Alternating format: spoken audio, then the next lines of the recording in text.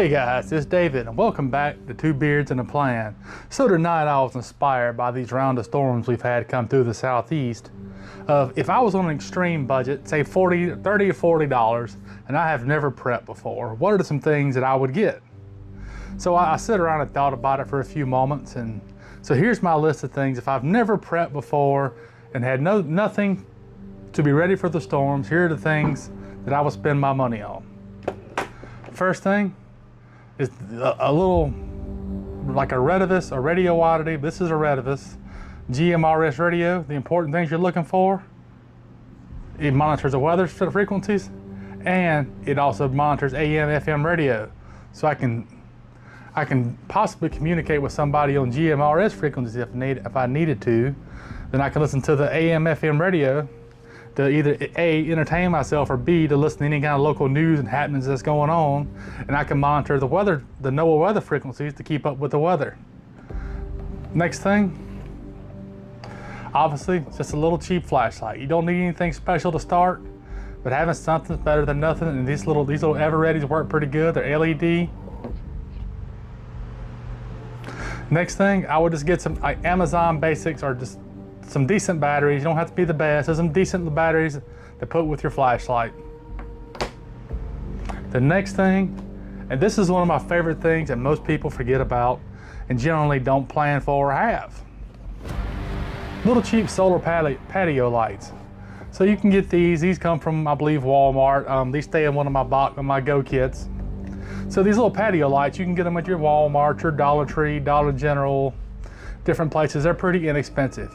So you'll pick up 2, 3, 4, 6 of these and just put them up. So when the power goes out, you'll take these outside during the next morning and let them sit out in the sun all day. Then when it gets dark, you can bring these inside and use them in place of candles, and they'll run indefinitely. And you'll have light, and you don't have to burn up your flashlight batteries. The next thing is a decent pocket knife. This is an Open L. They're pretty good knives. I think you can pick one of these up on Amazon for 15 bucks. You can find them used cheaper. I've had this one for many years. It's been worn, beat on, scratched, thrown, dropped, and it still holds an edge and does pretty good. And the next to last thing is a good battery bank. So, something small, something that's going to charge your phone 1.5, maybe 2 times. That's enough to get you through a day or two with no power.